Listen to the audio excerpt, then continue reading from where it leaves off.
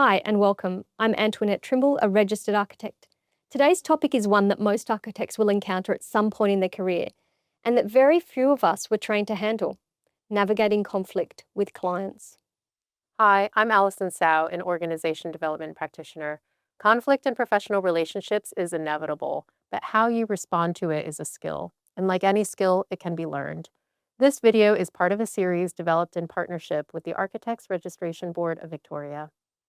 Today we're covering 3 topics that can help you de-escalate conflict: your formal obligations under the Victorian Code of Conduct when a complaint arises, how to manage your own emotional response in the moment, and how to demonstrate genuine empathy to a client who is frustrated or upset. Antoinette, before we get into the human side of conflict, let's start with the formal obligations, because a lot of architects aren't aware that having a formal complaints handling process isn't optional. That's right. Clause 16 of the code requires architects to have a complaint handling process in place, and this process must be set out in the client architect agreement. What is a complaint handlings process and why is that important? Well, a complaint process is actually a set of steps that provide an early opportunity for client dissatisfaction to be communicated and addressed before it gets to the stage of requiring dispute resolution or legal action. In short, it allows you to maintain a good working relationship with your client. It's fundamental to maintaining professional conduct, and it's as important for accountability, service improvement, and maintaining trust. It's really about avoiding the need for dispute resolution or legal action. So, what does a good complaint handling procedure look like then?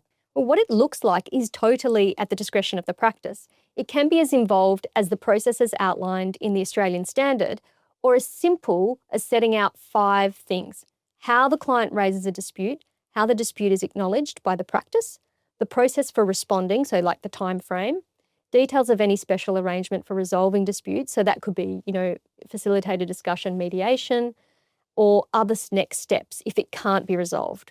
And lastly, how a person actually makes a complaint to the ARBV. So, it just needs to be accessible to your clients, clearly documented, and give a genuine pathway to achieve a resolution. I also understand there are a lot of resources available online that you can tailor as well. Yes, that's right. Now, most people I know don't love conflict because it can make us uncomfortable. So, it's really important to talk about what happens inside you when a client is angry or frustrated. This is where a lot of well intentioned responses go wrong.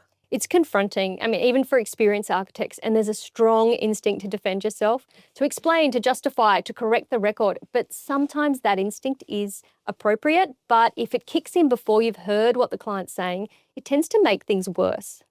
Yeah, so what's happening physiologically is that a perceived threat, even a verbal one, triggers a stress response. Your heart rate increases, your thinking narrows, and you move into what I call a reactive mode. So the first skill is simply noticing that this is happening. And what do you do with all that noticing? A few things. The first is to slow down deliberately and take a breath.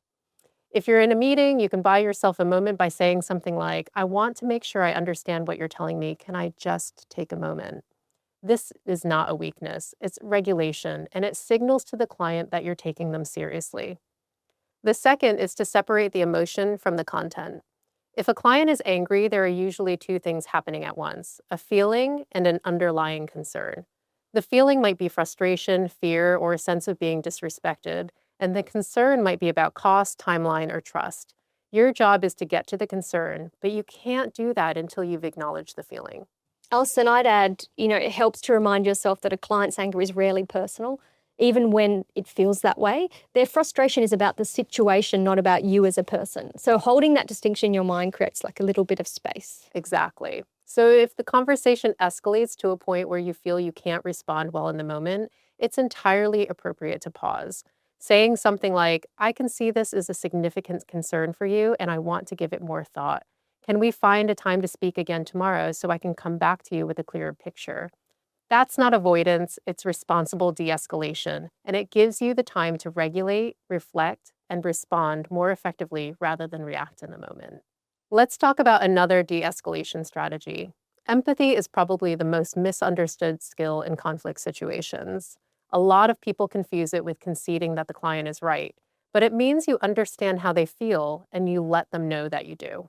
That distinction is really important in practice. An architect can say, I can hear how frustrated you are and I understand why. This is not the outcome either of us wanted. That is empathy. It tells the client that you're with them emotionally, and that opens the door for a real conversation. And empathy requires listening first. Before you explain, before you respond, before you problem solve, you listen. Not just to what the client is saying, but to also what's underneath it. What are they actually worried about? What do they need from you in this moment? Sometimes it's an answer, but oftentimes it's simply just to be heard. A practical technique is to reflect back what you're hearing before you respond. Something like, "What I'm hearing is that you feel you weren't kept informed about the change, and that's left you feeling off guard. Is that right?" Two things happen when you do this. The client either confirms you've understood and feels heard, or they correct you, which gives you better information. Either way, emotions come down as the client can see you're genuinely trying to understand. What empathy is not, and this is important, is excessive apologizing where it isn't warranted. Saying sorry when you haven't done anything wrong can inadvertently imply fault, and it can also undermine your professional authority in a moment when you need it the most. Empathy and accountability are two different things. You can be warm, present, and genuinely caring while still being clear about what you are and aren't responsible for.